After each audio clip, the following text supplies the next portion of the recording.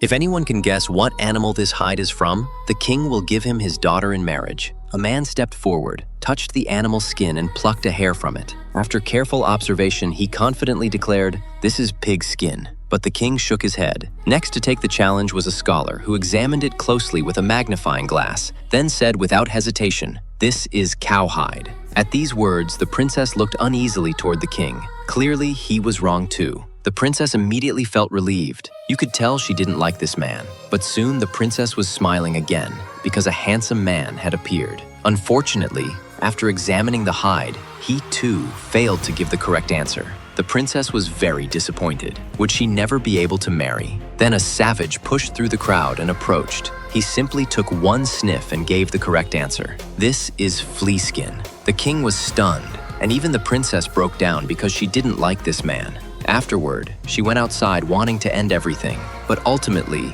under the king's coercion, the princess still left with the savage. They traveled through jungles, climbed cliffs, and finally arrived at the savage's cave. However, seeing animal corpses scattered all over the ground, the princess was terrified. But the savage paid no attention to her feelings and dragged her straight to the bed. And so, the princess endured torment every day, her dress becoming dirtier and dirtier, until one day, sounds suddenly came from outside. The princess quickly ran out to check and discovered a woman standing on the cliff opposite. She hurriedly called to her for help. Looking at the cliff below, the woman said her strength was too small and brought her husband to help. They tied a rope to the cliff, then had their son carry the princess on his back as they headed toward the other side. Just at this critical moment, an accident happened.